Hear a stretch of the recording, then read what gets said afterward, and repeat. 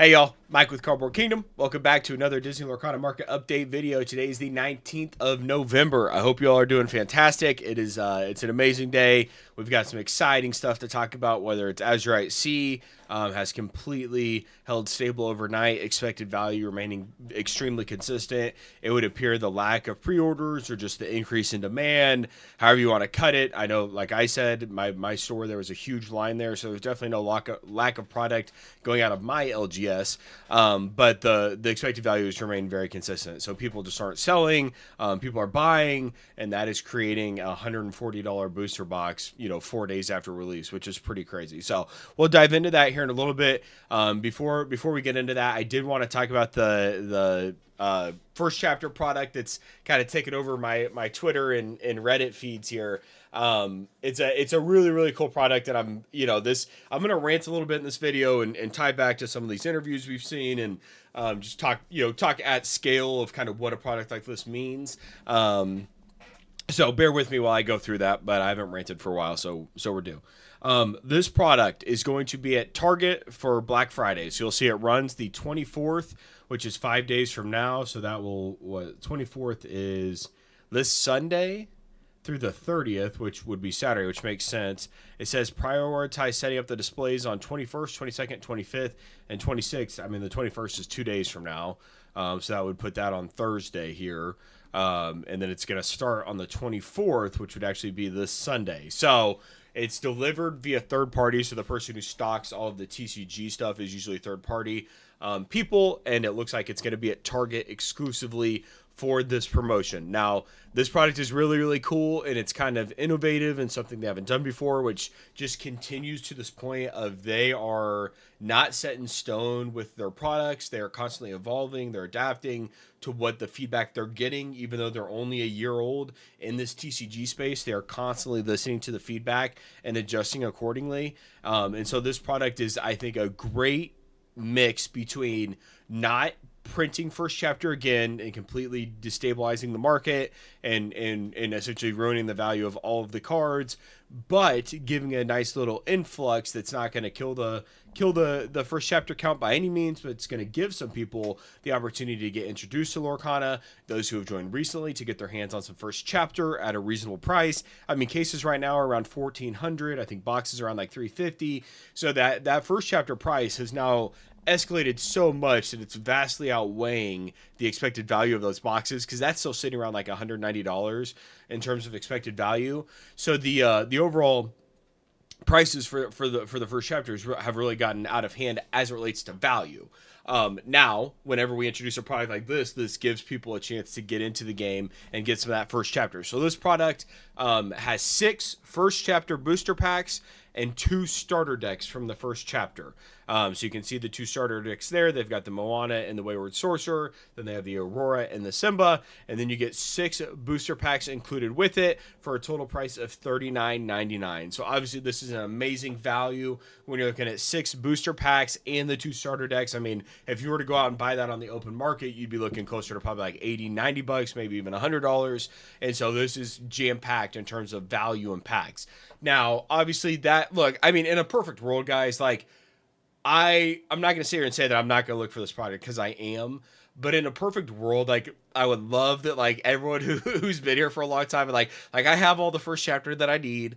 I'm still gonna, like, try and buy some and open it, but like in an ideal world, we just like let new people get their hands on this product. I think that would be great if there was some like invisible barrier where, like, if you have like all the first chapter, you can't grab this product. Like, you have to be new to the game to get it, because I think it's just a great way to be introduced to the game. You get 2 starter decks and some additional booster packs. Like, you could start like really building a deck and building a collection. Like, I don't know, I think I really like this product, and I think it's very fairly priced when you look at everything that's included, and so I'm very excited for it.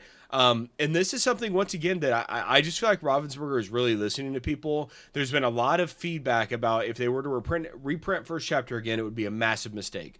That's kind of been a widely accepted sentiment among a lot of people online. Now, you always have the other people who hate people who have a sealed booster box in their house. They demonize them, and they think they're the scum of the earth. That's okay. at the end of the day, I think that this is a great way to introduce more first chapter to the market without completely destabilizing or crashing what already exists, like another full reprint would do. We also have some, and I have a video queued up. I keep having to push it back because of just some exciting stuff that's happening. But like they have the first chapter Japan release, which is going to be really, really exciting. Those cards look awesome. And they're just, I don't know, they're going about it in a way like this, where coming up with new products and things like this that is, I think it's just a great in between to maybe lower the price point in the short term for some of the individual cards, give people a chance to open some packs, while also not completely destabilizing the greater market. And so this, once again, I think this ties back to the bigger picture of, we've been monitoring these ICV2 interviews with Ravensburger and with their CEO Steph and Maddie forever, right? We've been since they've been coming out, and I wanted to call back to the update that they did in, I think it was August of this year, August 22. I think they were at the D23 event in Anaheim, and they had a they met up and did a follow-up interview, and I wanted to talk through some of the questions and the points, and I think it illustrates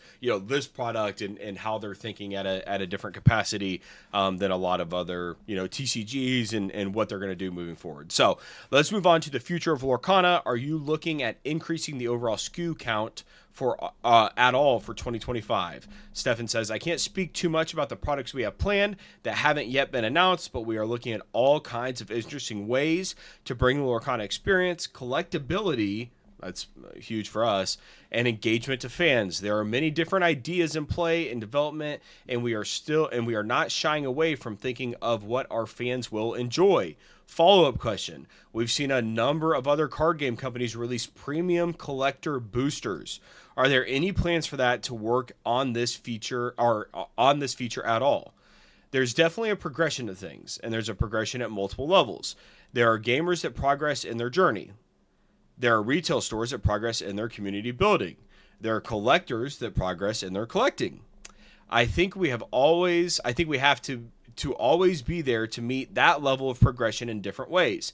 All of that is part of what we consider when we plan future sets. Some things have to be timed, and other things happen when they happen. So I think this is them speaking to the long-term mindset of taking care of everybody, whether it's the collectors, whether it's the players, whether it's the LGSs. There's a lot of points in this interview, we're not going to read them all, where Stefan goes into like, we really want to be a partner for the LGSs. We want to incentivize people to get in and play the game through organized play kits, through these cards. They're even doing that with Disney Villainous and some of their other titles that they have under their umbrella, but they're really backing up the LGSs and providing a direct through route to get participation within their stores. And this goes back to like if you guys, a lot of people found my channel because I made that video of Rudy, it was at Alpha Investments. It was probably like 5 months ago now at this point.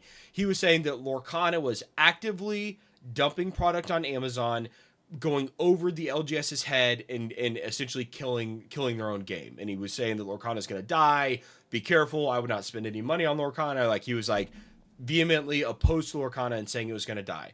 But when he was saying that, they were like, sellers like him couldn't get their hands on Lorcana because it was going directly to LGSs to get people into the stores, to incentivize organized play and get people into the stores. And so like people like Rudy, who don't have a storefront, couldn't get their hand on product, but he was actively saying that they were going around them to sell on Amazon and cutting out the middleman, which is the LGS. And that just wasn't true. Sure, they've sold some products on Amazon, but that's their prerogative. That's their right to do it. That's not killing the game. They're not selling Azurite C at $100 a booster box on Amazon right now. Like, if after a set's way past and they've got some on stock and they want to sell some, I have no problem with that. That's completely fine. But times like this right now, where you have to go to the LJS to get it, is just directly contradictory to what Rudy said.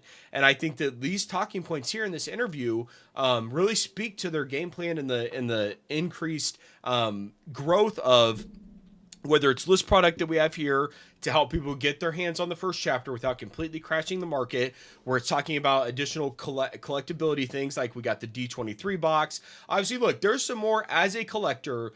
There's still a lot that Lorcana leaves to be desired. I think we need a pull rate in terms of alt art that isn't enchanted, that's easier to get, because the enchanteds, while I love that like premium chase, I love the design of the cards. I think they're the most gorgeous cards in the TCG space in terms of like art, how they pop, how they look. Like I truly think they are different. But the 1 in 96 pull rate, if that even is the pull rate, which I think it is, that's hard. That's really effing hard. Like to go out and buy a case to get your odds to get it and still not get it, like that's tough, right? You're at least 400 plus at that point, and you still may not get even one of them. And there's 12 to 15 options. So like that is a really really hard pull rate, which I'm all for. I don't think they should eliminate it, but I would like a mid range between legendary and enchanted, where it's some sort of full art, some sort of different art that adds to the collecting journey of opening Lorcana, because there's not a lot of people want to put like just a regular standard art into like a binder or something like that. Now, I've got pages in my binder that have that stuff, but that's not as gratifying as seeing like it's just the enchantments are undeniably gorgeous, right? And they add an extra layer to it. And I think if they challenge their artists and challenge themselves to come up with some sort of mid range between a legendary and an enchanted, then maybe it was a 1 in 30 pull rate, 1 in 40. I don't, whatever the pull rate is, it just needs to be easier than enchanteds. It shouldn't be every pack, but to increase the overall amounts of like alt arts or whatever that are in the products, I think that would be an overall good thing. I think additional promos and things like that also fall in line with this, but at the end of the day, I think that these things are going to come. They have shown enough strategic movement throughout the year that they've been around that they understand how this industry works. They get how the consumers and the collectors look at these things, and they're constantly making pivots and changes to what's going to essentially gratify us and progress us along these journeys that Stefan is talking about. And so that's why in a time like this where sales are down, unless you have like Azurite C or Sealed First Chapter, a lot of the prices really aren't moving. They're staying pretty stable because this market is driven very much by the players, because it's an awesome game with awesome pricing available, right? People are gearing up for the quarter or for the Continentals, gearing up for Worlds, etc.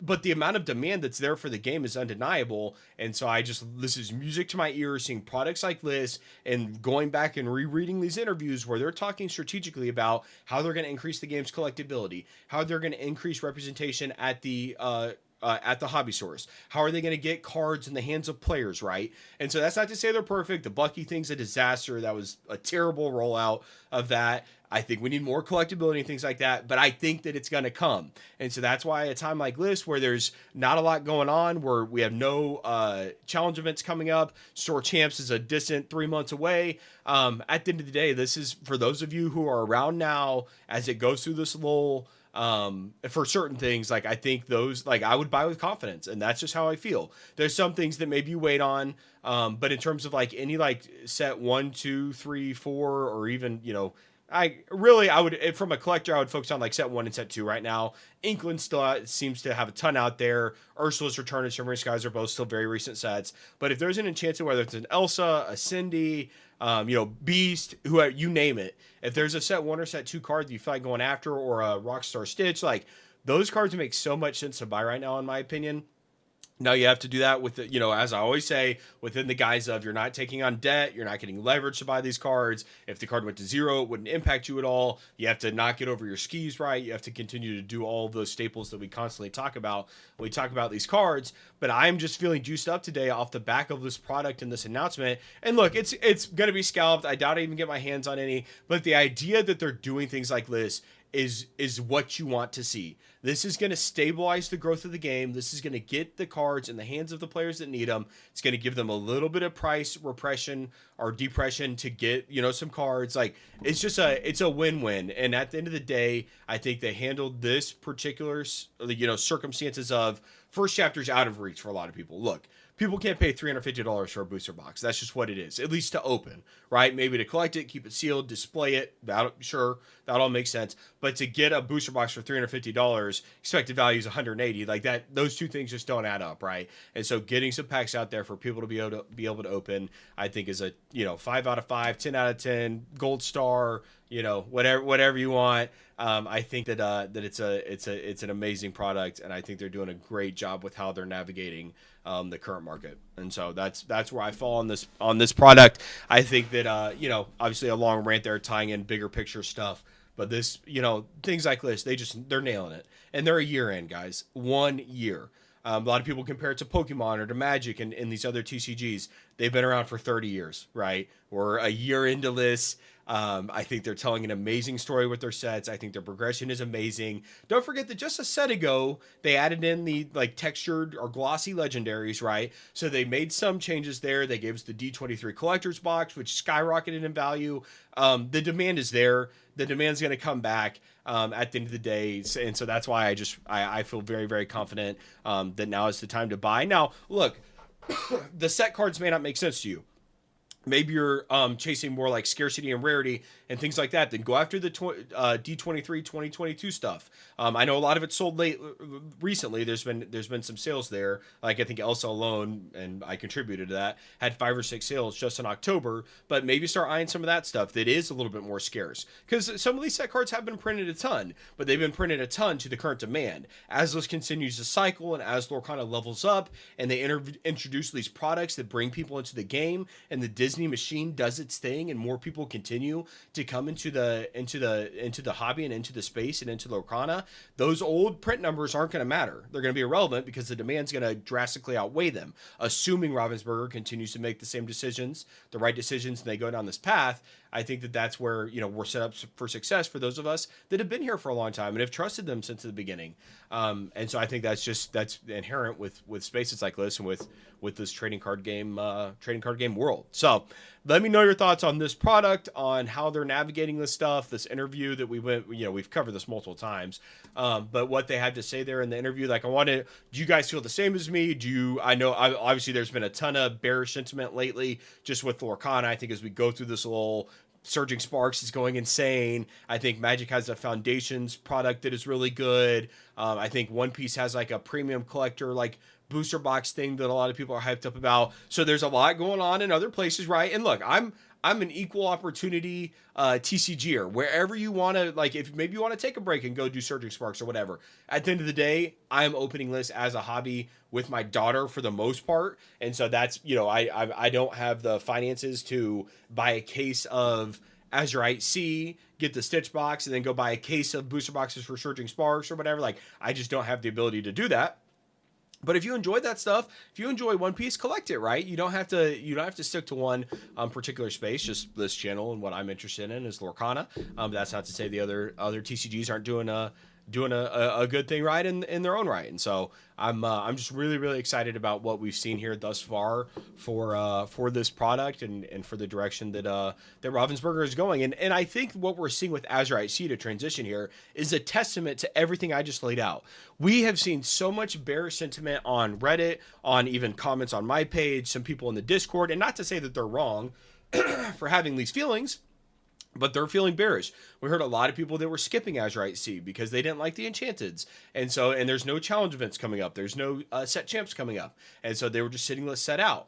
Well, when we look at Azurite C, the expected value yesterday was $135.21.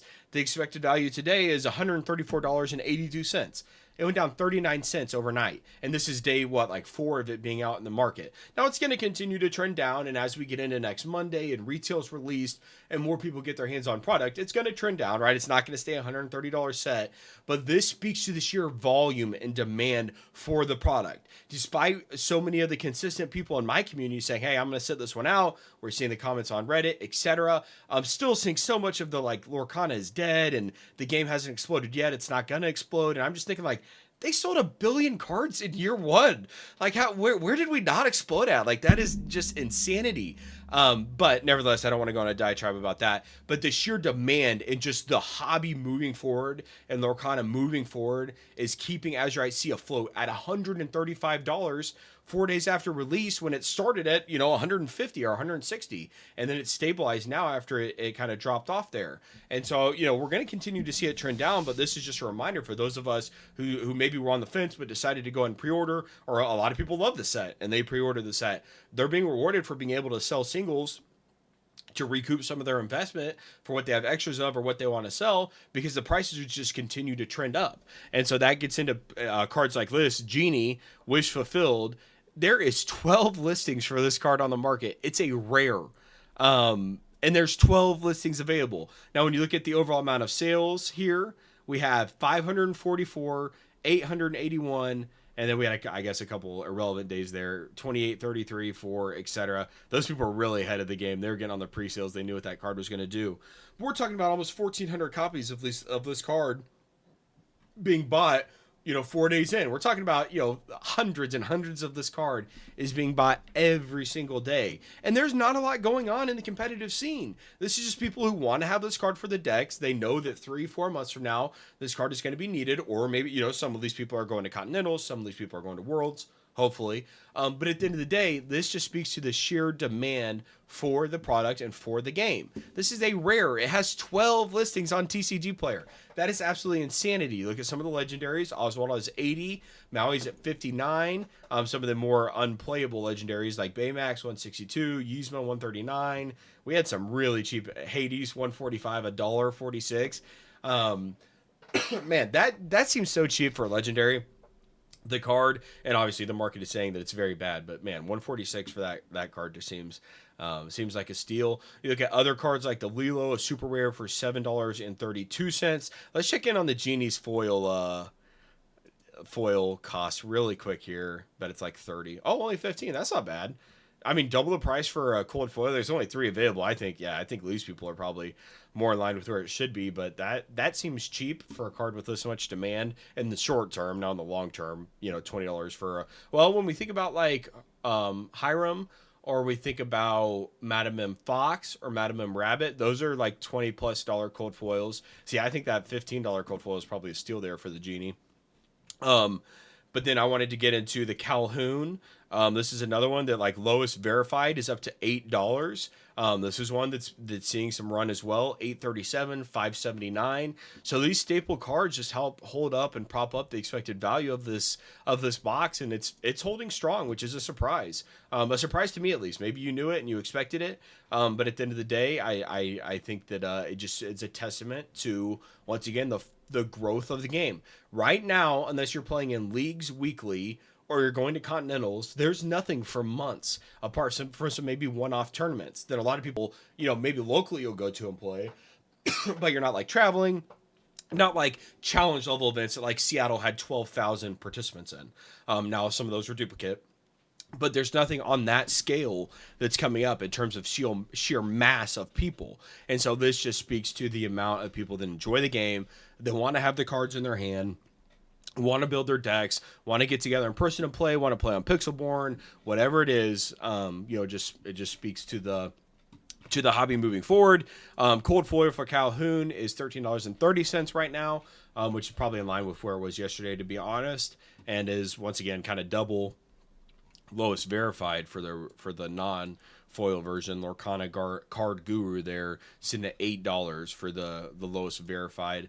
Calhoun on the market, we look at a card like Maui on the legendary side of things. Let's see here. Let's just look at yesterday. 19th is today, so there's been a few sales today, but we have just yesterday took up the entire page. And there's 3, 4, 3, 2, 3, 3, 2. A lot of people buying this card. A whole nother scroll here. Someone bought a $42 near mint cold foil copy. What's cold foil Maui going at now? Still same price, $42, $43. So for those of us who open the product, who trust in Ravensburger, trust in the growth of Lorcana, being rewarded now. I mean, I paid $100 per box from my LGS. Opened 4 boxes. And I mean, my expected value there is $520 based on today's prices, and I paid $400, which is really, really cool. And once again, I'm able to pull the Tiana Enchanted, and which I do have listed right now. I'm very willing to part with that card because I really want to go get the Mufasa from Shimmering Skies, and I think that I would just much rather have that as a collector's piece than the Tiana. And so that would be the first enchanted that I've ever sold raw. But as I'm starting to understand these cycles more, and there's only going to be more Tianas in the future, especially if we even get months from now, like there's going to be more hitting the market. It's going to take a while for the demand to outweigh the print production for this current set.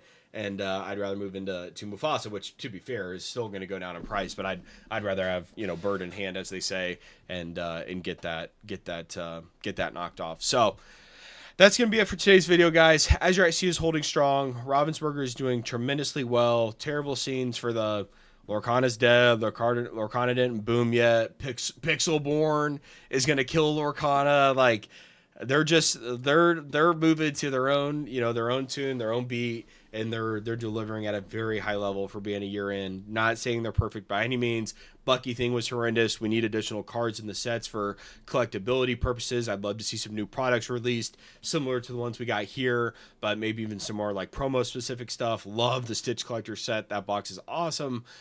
So overall, definitely a lot to improve on, but they're doing a hell of a lot right, and this thing is moving forward at a tremendous pace. So that's gonna be it for today's video, guys. A lot rantier than normal, not as much focus on the actual data, but I haven't done one of these in a while, and I'm just feeling fired up today. So that's what you get.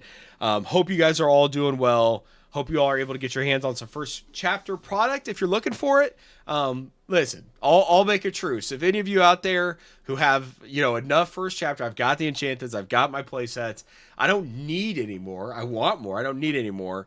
If I can get some agreements from the community, that we'll try and leave this for some of the newer players. At the end of the day, that's not going to matter because the scalper is going to be like sitting at the doors of Target ready to go get it. But I'll sit it out if you guys will. So have a good day, guys. I will talk to you soon. Goodbye.